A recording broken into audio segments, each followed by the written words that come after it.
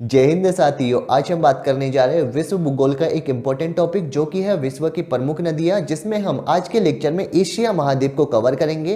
तो एशिया महाद्वीप की जितनी भी प्रमुख नदियां हैं जो कि आपके एग्जाम पॉइंट ऑफ व्यू से इंपॉर्टेंट है, उन सभी को हम आज के इस लेक्चर में कवर करेंगे।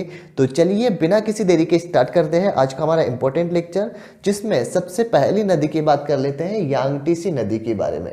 यांगटीसी नदी जो है यह एशिया महाद्वीप की सबसे लंबी नदी है। तो एशिया महाद्वीप की सबसे लंबी नदी है और इसका उद्गम कहाँ से होता है? तिब्बत के पठार से होता है। जैसा कि आपको मैप में दिखाई दे रहा है, यहाँ पे इंडिया की लोकेशन है और ऊपर की तरफ यहाँ पे नेपाल और चाइना दे रखे हैं। तिब्बत का पठार जो कि यहाँ पे स्थित है, यह तिब्बत का पठार है।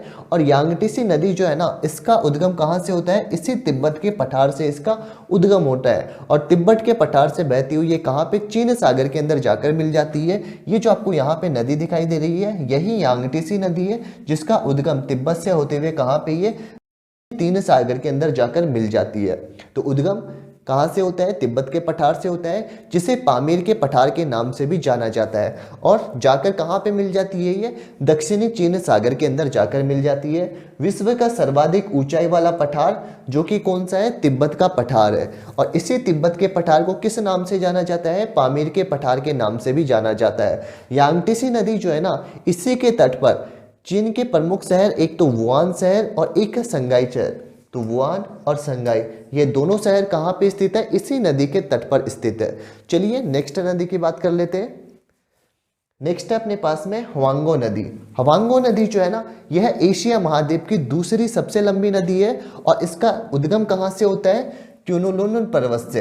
तो क्युनलुन पर्वत, यहीं से इसका उद्गम होता है। यहाँ पे आपको दिखाई दे रही है कौन सी? हवांगो नदी। कहाँ पे? मैप के अंदर आपको यहाँ पे दिखाई देगी, ये है हवांगो नदी, जो भी कहाँ पे जाके मिलती है? ये चीन सागर के अंदर ही जाकर मिल जाती है। इसी हवांगो नदी को किस नाम से जाना जाता है? पीली नदी के नाम से जाना जाता है। क्यों जाना जाता है इसको पीली नदी के नाम से? क्योंकि यह अपने साथ में कुछ मुलायम पीली कलर की मिट्टी लेकर साथ में चलती है, इसीलिए इसका रंग कैसा दिखाई देता है? पीले कलर का दिखाई देता है। तो हवांगो नदी, जिसे किस नाम से जाना जाता है? येलो रिवर के नाम से भी जाना जाता है। और इसी नदी के अंदर सबसे अधिक बाढ़ आती है, इसीलिए इसको क्या कहा जाता है? चीन का शोक कहा जाता है। तो क्वेश्चन पूछ लेता है कि चीन का शोक या फिर सर्वाधिक विश्वासघाती नदी किसे कहा जाता है? तो ये कहा जाता है हवांगो नदी या फिर येलो रिवर को कहा जाता है, जो कि कहाँ पे स्थित है? ये चाइना से होकर बहती है और उद्गम कहाँ से होता है? क्युनलुन पर्वत से, जो कि कहाँ पे स्थित है? तिब्बत के अंदर स्थित है। नेक्स्ट हम आगे बात कर लेते हैं मेकांग नदी की। मेकांग नदी जो है, इसका भी उद्गम कहाँ से होता है? तिब्बत के पठार से होता है, जिसे पामीर के पठार के नाम से भी जाना जाता है। मैप में आपको इसकी लोकेशन यहाँ पे दिखाई देगी। ये जो आपको नदी दिखाई दे रही है, ये मेकांग नदी है, जिसका उद्गम यहाँ से होता हुआ कहाँ पे चली जाती है? ये चीन सागर के अंदर जाकर मिल जाती है। और यह कौन कौन से देशों से होकर गुजरती है? तो यहाँ से सबसे पहले ये चाइना से होकर गुजरती है, फिर आगे चलने के बाद में यहाँ पे ये म्यांमार आ गया, थाईलैंड आ गया, इधर वियतनाम आ गया और नीचे कौन सा है? कंबोडिया। तो ये इन देशों से होकर गुजरती है। कौन से? म्यांमार, थाईलैंड, कंबोडिया, वियतनाम, चीन। इनसे बहते हुए कहाँ पे जाकर लास्ट में चीन सागर के अंदर जाकर मिल जाती है। जो मेकांग नदी है, इसको दक्षिणी पूर्वी एशिया की जीवन रेखा और गंगा के नाम से भी जाना जाता है। तो दक्षिणी पूर्वी एशिया की जीवन रेखा या फिर गंगा किसे कहा जाता है? तो ये कहा जाता है मेकांग नदी को कहा जाता है। नेक्स्ट आगे हम बात कर लेते हैं। नेक्स्ट नदी की कौन सी है? साल्विन नदी। साल्विन नदी जो कि तिब्बत के पठार से निकलती है और दक्षिण की ओर बहते हुए ये म्यांमार से अंडमान सागर के अंदर जाकर गिर जाती है। साल्विन नदी जो आपको यहाँ पे दिखाई दे रही है, ये रही साल्विन नदी, जिसका उद्गम तिब्बत से होता है और ये यहाँ म्यांमार से होते हुए कहाँ पे जाकर मिल जाती है? अंडमान सागर। जो आपको यहाँ पे दिखाई दे रहा है, यह है अंडमान सागर और यहीं पे जाकर ये मिल जाती है। तो उद्गम तिब्बत से होता है और तिब्बत से होती हुई ये बर्मा, जिसे क्या कहा जाता है? म्यांमार कहा जाता है। और म्यांमार से होते हुए कहाँ पे? अंडमान सागर के अंदर जाकर मिल जाती है। चलिए नेक्स्ट नदी की बात कर लेते हैं। नेक्स्ट है अपने पास में चाओ फ्राओ नदी। चाओ फ्राओ नदी जो कि कहाँ पे प्रवाहित होती है? थाईलैंड के अंदर प्रभावित होती है और थाईलैंड की राजधानी जो है ना, बैंकॉक, ये इसी चाओ फ्राओ नदी के किनारे स्थित है। थाईलैंड कहाँ पे है? ये रहा यहाँ पे थाईलैंड। तो थाईलैंड की एक प्रमुख नदी है चाओ फ्राओ नदी। नेक्स्ट नेक्स्ट हम आगे बात कर लेते हैं आमूर नदी की। आमूर नदी जो है ना, यह एक तो अपने पास में चीन है और एक है रूस। इन दोनों के मध्य सीमा रेखा बनाने का कार्य किसके द्वारा किया जाता है? आमूर नदी के द्वारा। यहाँ पे तो चाइना हो गया और ऊपर की तरफ यहाँ पे क्या हो जाएगा? रूस हो जाएगा। तो चाइना और रूस के मध्य सीमा रेखा बनाती है आमूर नदी। एक है अपने पास में यालू नदी। यालू नदी जो है यह उत्तरी कोरिया और रूस इन दोनों के मध्य सीमा रेखा बनाने का कार्य यालू नदी के द्वारा किया जाता है। नेक्स्ट नदी है अपने पास में महावेली गंगा। महावेली गंगा जो है ना, अपने पड़ोसी देश से, जिसका नाम क्या है? श्रीलंका है। भारत यहाँ पे है और श्रीलंका के लोकेशन आपको यहाँ पे दिखाई देगी। तो अपने पड़ोसी देश श्रीलंका, यहाँ पे बहने वाली सबसे लंबी नदी का नाम क्या है? महावेली गंगा। इंपॉर्टेंट हो जाएगा महावेली गंगा, जो कि कहाँ पे बहती है? श्रीलंका के अंदर ये प्रवाहित होती है। नेक्स्ट अपने पास में हेलमंद रिवर। हेलमंद रिवर जो कि अफगानिस्तान में प्रवाहित होती है। पाकिस्तान यहाँ पे दिखाई दे रहा है और इसके ऊपर की तरफ यहाँ पे क्या दिखाई देगा आपको? अफगानिस्तान दिखाई देगा। तो अफगानिस्तान के अंदर प्रवाहित होने वाली मोस्ट इंपोर्टेंट नदी कौन सी हो जाएगी? हेलमंद रिवर। नेक्स्ट है दजला, या फिर जिसे क्या कहा जाता है? टिग्रिस नदी के नाम से भी जाना जाता है। टिग्रिस नदी जो कि मोस्ट इंपोर्टेंट नदी है, कहाँ की? इराक की एक मुख्य नदी है। यह इराक की एक मुख्य नदी है और जिसे मेसोपोटामिया सभ्यता की जन्मभूमि भी कहा जाता है। तो क्वेश्चन यहाँ से ये डायरेक्ट बन जाता है कि जो मेसोपोटामिया सभ्यता है, इसकी जन्मभूमि किसे कहा जाता है? तो ये किसे कहा जाता है?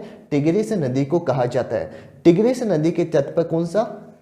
बगदाद शहर जो है यह इसी टिग्रिस नदी के किनारे पर स्थित है और इस नदी का निकास फारस की खाड़ी के अंदर होता है। आपको यहाँ पे मैप के अंदर यहाँ पे इस तरफ दिखाई देगा अपने पास में, यहाँ पे नेक्स्ट मैप के अंदर आपको बताएंगे कि जो फारस की खाड़ी है वो कहाँ पे है और टिग्रिस नदी जो है ये कहाँ से कहाँ तक होती हुई बहकर जाती है। नेक्स्ट हम आगे बात कर लेते हैं सिंधु नदी की। सिंधु नदी जो है ये पाकिस्तान में बहने वाली एक प्रमुख नदी है। सिंधु नदी की यदि उद्गम की बात की जाए तो इसका उद्गम कहाँ से होता है? तिब्बत के मानसरोवर से ये शुरू होकर बहते हुए कहाँ पे? अरब सागर के अंदर जाकर मिल जाती है। तो ये कैलाश पर्वत है, यानी मानसरोवर से होते हुए सिंधु नदी पाकिस्तान से होते हुए कहाँ पे? अरब सागर के अंदर जाकर मिल जाती है। यहीं पे आपको ध्यान देना है कि अरब सागर में ये नदी मिलती है ना, इससे पहले इसके अंदर कौन कौन सी? झेलम, चेनाब, रावी, व्यास और सतलज, ये नदियां आकर इसके अंदर मिल जाती है। नेक्स्ट हम आगे बात कर लेते हैं माही नदी, जो कि भारत के अंदर स्थित है और भारत की एक इंपॉर्टेंट नदी है, जिसका उद्गम कहाँ से होता है? मध्य प्रदेश के थार जिले के पास विंध्याचल पर्वत श्रेणी, यहीं से इसका उद्गम होता है और ये कहाँ पे जाकर मिलती है? अरब सागर के अंदर। तो मध्य प्रदेश यहाँ पे होगा, तो यहीं से इसका उद्गम होता है और यह नदी कर्क रेखा को 2 बार काटती है। कर्क रेखा जो है इसको यह नदी कहाँ से 2 बार काटते हुए जाती है और कहाँ पर जाकर मिल जाती है? ये अरब सागर के अंदर जाकर मिल जाती है। चलिए नेक्स्ट हम आगे बात कर लेते हैं ब्रह्मपुत्र नदी के बारे में। ब्रह्मपुत्र नदी जो है इसका उद्गम कहाँ से होता है? तिब्बत के अंदर से होता है। तिब्बत के अंदर पुरंग जिला है, यहीं से इसका उद्गम होता है। और यदि ग्लेशियर की बात की जाए तो चेमा युंगनोंग ग्लेशियर, यहीं से इसका उद्गम होता है। तो मोस्ट इंपोर्टेंट है कि मानसरोवर झील के पास में है एक चेमा युंगनोंग ग्लेशियर, यहीं से इसका उद्गम होता है। और जब इसका उद्गम होता है उस समय इसका नाम क्या होता है? यारलुंग सांगपो, यानी तिब्बत के अंदर इस नदी को किस नाम से जाना जाता है? सांगपो नदी के नाम से जाना जाता है। और जैसे ये बहती हुई कहाँ पे? अरुणाचल प्रदेश से भारत के अंदर प्रवेश करती है और जैसे अरुणाचल प्रदेश से भारत में प्रवेश करती है इसका नाम क्या हो जाता है? दिहांग नाम हो जाता है। और इससे कौन से 3 नदियां आकर मिल जाती है? एक तो है दिहांग नदी, दिबांग नदी और लोहित नदी। तो अरुणाचल प्रदेश के अंदर 3 नदियां कौन सी? दिहांग, दिबांग और लोहित, ये तीनों नदियां इससे आकर मिल जाती है। और अरुणाचल प्रदेश में इसका नाम क्या हो जाता है? इसका नाम हो जाता है दिहांग। दिहांग नाम हो जाता है। लेकिन जैसे ये असम के अंदर प्रवेश होती है तो इसका नाम क्या हो जाता है? ब्रह्मपुत्र नदी। तो असम में प्रवेश करते ही इसका नाम ब्रह्मपुत्र हो जाता है। और असम से ये बहते हुए जैसे ही बांग्लादेश के अंदर प्रवेश करती है तो इसका नाम क्या हो जाता है? जमुना नदी नाम हो जाता है। यानी बांग्लादेश में प्रवेश करते ही इसका नाम जमुना हो जाता है। और इस तरफ से क्या आती है? गंगा नदी आ जाती है। गंगा नदी जो आती है यह भारत में तो इसका नाम गंगा होता है, लेकिन जैसे ये बांग्लादेश में प्रवेश करती है इसका नाम क्या हो जाता है? पद्मा नाम हो जाता है। और इधर से क्या आ रही है? जमुना आ रही है। जमुना और पद्मा ये दोनों जहाँ पे मिलती है है उसमें मिलने के बाद में इसका नाम क्या हो जाता है, मेघना नाम हो जाता है। तो मिलने के बाद में इसका नाम क्या हो जाता है, मेघना। यानी जमुना नदी और पद्मा नदी, इनके संयुक्त धारा को किस नाम से जाना जाता है, मेघना के नाम से जाना जाता है। और मेघना के रूप में यह बहती हुई कहाँ पर जाकर गिर जाती है, बंगाल की खाड़ी के अंदर।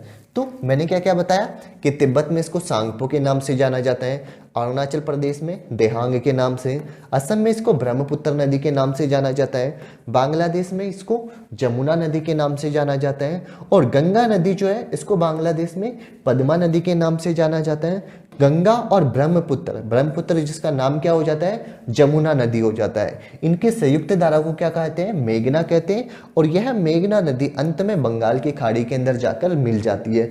तो यह थी ब्रह्मपुत्र नदी। चलिए नेक्स्ट हम आगे बात कर लेते हैं, कौन सी नदी है, यमुना नदी। यमुना नदी जो है यह गंगा नदी जो है इसकी सबसे बड़ी सहायक नदी है, जिसकी कुल लंबाई की बात की जाए तो यह कितनी 1376 किलोमीटर लंबी है, 1376 किलोमीटर लंबी नदी है। और गंगा नदी जो है इसकी सबसे लंबी सहायक नदी है। गंगा नदी की यदि लंबाई की बात की जाए तो ये 2525 किलोमीटर लंबी नदी है। और यमुना नदी इसका उद्गम कहाँ से होता है, बंदरपूछ चोटी से इसका उद्गम होता है, यानी कालिंदी पहाड़ी से इसका उद्गम होता है। या फिर ऐसा भी कहा जा सकता है कि यमुनोत्री हिमनद से इसका उद्गम होता है, जो कि कहाँ पे स्थित है, उत्तराखंड के उत्तरकाशी जिले के अंदर ये स्थित है। यहीं पे यदि बात कर लेते हैं कि जो यमुना नदी है यह प्रयागराज में गंगा नदी से जाकर मिल जाती है। यहाँ से यमुना नदी इसका उद्गम हो रहा है और यमुना नदी यहाँ से होती हुई है, ये क्या है, यहाँ पे प्रयागराज है। और प्रयागराज के अंदर जाकर यहाँ से क्या आ रही है, गंगा नदी आ रही है। इसी गंगा नदी से जाकर मिल जाती है। और यह नदी भारत में बहने वाली सबसे बड़ी सहायक नदी है, जिसकी कुल लंबाई की बात की जाए तो कितनी है, 1376 किलोमीटर लंबी नदी है। जबकि जो गंगा नदी है इसकी कुल लंबाई कितनी है, 2525 किलोमीटर लंबी है गंगा नदी। चलिए लास्ट हम बात कर लेते हैं गंगा नदी के बारे में। गंगा नदी जो कि भारत की क्या है, सबसे लंबी नदी है, जिसकी यदि कुल लंबाई की बात की जाए तो इसकी कुल लंबाई कितनी है, 2525 किलोमीटर की ये कुल लंबाई है। और ये कहाँ से, उत्तराखंड में हिमालय से लेकर बंगाल की खाड़ी के सुंदरबन तक ये फैली हुई है। यदि इसके उद्गम की बात की जाए तो इसका उद्गम कहाँ से होता है, यहाँ पे क्या है, गंगोत्री हिमनद है। तो गंगोत्री हिमनद यहीं से इसका उद्गम होता है। और जब इसका उद्गम होता है तो इसको किस नाम से जाना जाता है, भागीरथी नदी के रूप से जाना जाता है। और देवप्रयाग के अंदर यह अलकनंदा और भागीरथी नदी, इन दोनों से मिलने के बाद में इसका नाम क्या हो जाता है, गंगा। तो एक तो अलकनंदा और एक है भागीरथी, इन दोनों के संगम के बाद में इसकी संयुक्त धारा को क्या कहा जाता है, गंगा नदी के नाम से जाना जाता है। तो गंगा नदी जो है ये यमुनोत्री हिमनद उत्तराखंड से बहती हुई है, ये कहाँ पे जाकर मिल जाती है, बांग्लादेश के अंदर जाकर मिल जाती है। बांग्लादेश के अंदर जैसे ये पहुँचती है, मैंने क्या बताया था कि बांग्लादेश के अंदर जैसे ये नदी पहुँचती है इसका नाम क्या हो जाता है, पद्मा नाम हो जाता है।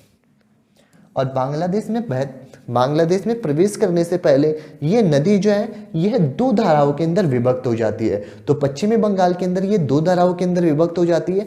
एक का नाम तो क्या हो जाता है यहाँ पे, हुगली नदी, और एक जो गंगा नदी है ये भागीरथी नदी के रूप में आगे जाकर प्रवेश करती है और पद्मा नदी का निर्माण करती है। तो ये था आज का हमारा एक इंपॉर्टेंट लेक्चर, विश्व की प्रमुख नदियों के अंदर हमने कवर किया है आज एशिया महाद्वीप की प्रमुख नदियां।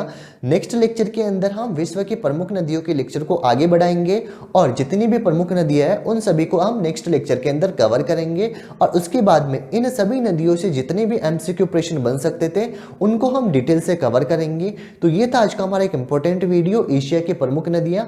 अगर आपको हमारा ये वीडियो पसंद आया हो तो वीडियो को लाइक कीजिए, साथ ही हमारे यूट्यूब चैनल स्टडी 147 को सब्सक्राइब कीजिए ऐसे ही लेटेस्ट स्टडी वीडियो सबसे पहले देखने के लिए।